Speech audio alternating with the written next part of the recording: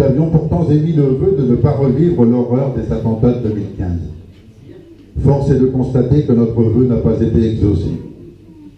L'année 2016 restera à jamais marquée dans nos esprits par des événements exceptionnels qui remettent en cause les fondements de notre société. Il ne sert à rien d'agiter les peurs, mais il nous faut agir et prendre nos responsabilités à la place qui est la nôtre. Les attentes de nos concitoyens évoluent dans un monde d'incertitude et d'instabilité où la communication, l'information, la désinformation prennent le pas sur le bon sens, la réflexion et la décision. 2016 a vu, comment ne pas en parler, c'est un des sujets de chaque discours des vœux, la création liée à la loi NOTRe d'une nouvelle communauté de communes, Provence, Alpes-Provence-Verdon, avec comme signature Source de Lumière. Représentant en termes de superficie le quart du département des Alpes-de-Haute-Provence, avec 41 communes et près de 11 500 habitants. Regroupant ainsi l'ex-communauté de communes du Moyen-Verdon, celle du Haut-Verdon-Val d'Alos, la communauté de communes Terre de Lumière, celle du Pays d'Entrevaux et celle du Théon. Nous avons tenté jusqu'au bout de conserver notre structure à l'échelle humaine, avec ses 19 communes et ses 5300 habitants. Là non plus, notre souhait n'a pas été exaucé. Dès lors, il ne s'agit pas de dramatiser l'avenir, en donnant à la presse avide de sensations des articles dans lesquels il est annoncé un devenir catastrophique. Les comités de pilotage mis en place et les personnels des 5 anciennes communautés de communes ont œuvré et ont fait un travail admirable. Sous la direction de Bernard Molling, directeur général des services de la communauté de communes Alpes-Provence-Verdon, que je tiens également à excuser puisqu'il prépare encore le conseil de communauté de lundi, je tenais à les féliciter et à les remercier, au même titre que l'ensemble des personnels administratifs, qu'on peut qualifier de femmes et hommes de l'ombre, sans qui nous, les élus, serions incapables de gérer cette entité, en plus de notre commune. Lundi prochain, le bureau de cette communauté de communes sera élu. Le temps des contestations est révolu. La loi est la loi. Elle a été votée par l'ensemble de ceux que nous avons élus.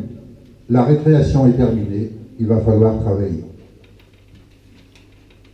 Nous devons réussir le pari d'améliorer les services à la population et de tout mettre en œuvre afin d'assurer une cohésion à l'échelle d'un bassin et un cadre de vie équilibré. Pour notre commune, comme pour toutes les communes de France, une véritable avalanche de nouvelles lois, normes et obligations impose au personnel administratif et aux élus un important travail, sans cesse remis en cause, avec une baisse sans précédent des dotations de l'État et une raréfaction des subventions, notamment du département. Malgré ce contexte, parce que vous nous avez élus en 2014, nous y ferons face. Et je reprendrai les paroles de Jules Verne, tout ce qui est impossible reste à accomplir. Malgré cette situation, la Mur-Argent poursuit son développement. Démographique en premier lieu, les échéances électorales qui nous attendent en 2017 ont poussé les habitants à s'inscrire massivement sur les listes. Ainsi, la Mur-Argent compte au 1er janvier 293 électrices et électeurs. Avec les naissances de Zoé de Gletagne le 19 septembre et Juliette Berthe le 24 décembre, la commune compte désormais 70 enfants entre 0 et 16 ans, dont 38 vont à l'école primaire de Saint-André-les-Alpes. Comme Marie-France qui est d'abord au bout, où est-il le temps où notre regretté Ernest Doll avait dû se résoudre à fermer notre école car la commune ne comptait plus que 2 enfants scolarisés. Le recensement de la population qui va se dérouler du 19 janvier au 18 février devrait en toute logique porter le nombre d'habitants à 400. À ce titre, je vous demande de faciliter la tâche de l'agent recenseur, Madame Béatrice Derval, qui est dans le secteur, qui viendra à votre rencontre, et de privilégier, si possible, les réponses aux questionnaires par Internet. Développement aussi en matière d'investissement en deuxième temps. Avec l'aide de l'État, de la région PACA et du département, je citerai en début d'année l'acquisition d'un micro-tracteur équipé pour le délègement et le salage dans nos voies étroites, d'un coût de 31 000 €. Le FSL a permis de 15 000 € ont été subventionnés par le Fonds de solidarité locale et 9 760 € par le FODAC, soit un coût pour la commune de 6 240 € pour un tel équipement, ce qui est tout à fait raisonnable. La réhabilitation de la rue du Milieu de Deux Calades, où l'entreprise qui a travaillé a trouvé 2 fuites d'eau importantes. L'installation de traitement par traitement UV au bassin du Colombier et au vallon de la Fontaine. Ces 2 bassins verront très prochainement la mise en place d'un périmètre de protection. La création d'un parking face à la chapelle Saint-Joseph, qui était déjà un projet très ancien, réalisé grâce à une unique mais importante subvention de la région d'un montant de 35 265 €. Après un repos d'un hiver permettant son tassement, ce parking sera complété par un enrobé, un traçage pour une trentaine de véhicules, une glissière de sécurité en bois, un éclairage écologique et un aménagement paysager. Ce chantier a permis sans surcoût de faire d'une pierre deux coups, si je puis dire, puisque les matériaux nécessaires ont été pris en réaménageant la piste de Chambouté. L'acquisition en fin d'année d'une habitation Grand Rue, jouxtant le four à pain, va permettre, avec l'aide d'un cabinet d'études, de réaliser un point multiservice avec entre autres une boulangerie bio, ainsi qu'une épicerie de dépannage. La partie haute servira à un logement communal supplémentaire. Ce programme a été retenu dans le cadre du contrat de ruralité signé le 12 décembre 2016 en préfecture, et j'en profite pour remercier tous les élus de la CCAPV qui ont permis la mise en place de ce contrat de ruralité. Pour 2017, on y est déjà. Les principaux chantiers vont consister en la rénovation des réseaux humides de la Grand Rue à Namur et ceux des rues Longues et du cimetière à Argent. Sur ce dernier point, nous profitons d'une enveloppe du SDE 04 du syndicat d'électrification pour l'enfouissement des lignes basse tension et téléphoniques. Le deuxième dossier, c'est la rénovation énergétique de la Martin-Cello et sa mise aux normes électriques. Pour ces 2 dossiers, les demandes de subvention ont été transmises à l'État dans le cadre de la DETR, à la région et à l'agence de l'eau.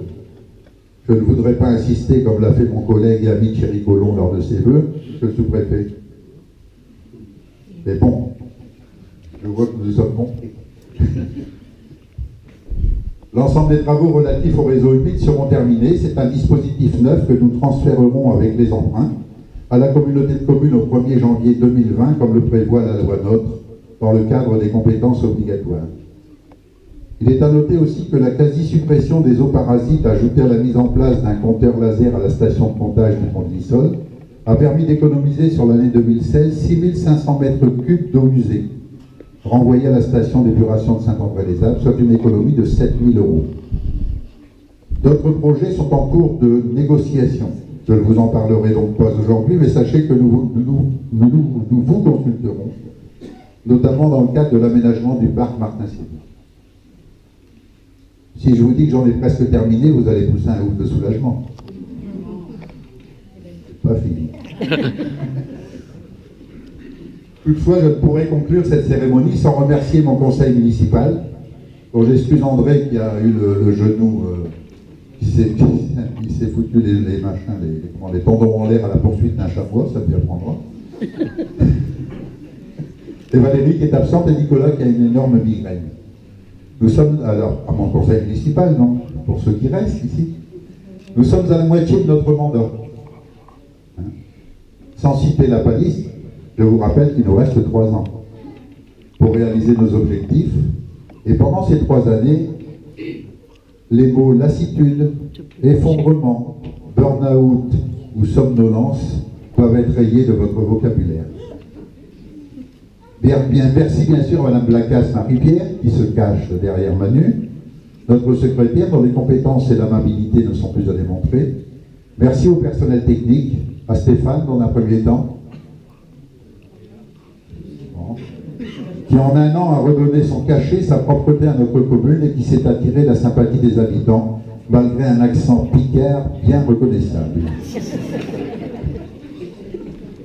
À Manu, approche-toi Manu, des copains. Fais pas la gueule Manu.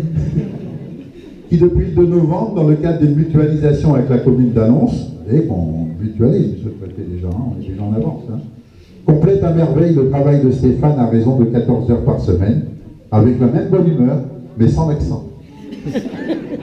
À Candy, notre technicienne de surface, aux infirmières qui sont dans la salle, personnel soignant au chevet de nos habitants par tous les temps, sauf aujourd'hui, ainsi qu'au personnel de la DMR et du SIAD, aux forces de gendarmerie qui étaient là largement à l'avance, je m'excuse chef, mais vous étiez là à 17h, aujourd'hui c'était 18h30.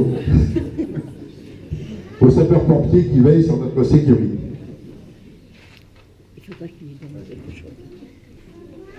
Aux présidentes et présidents des associations du Riou, du comité des fêtes, de Murat Culture et Patrimoine, à Christian, co-président de Verdon Info, à Denise Reboul, pour son implication dans la réalisation chaque année de la crèche à l'église et ses cocktails détonnants.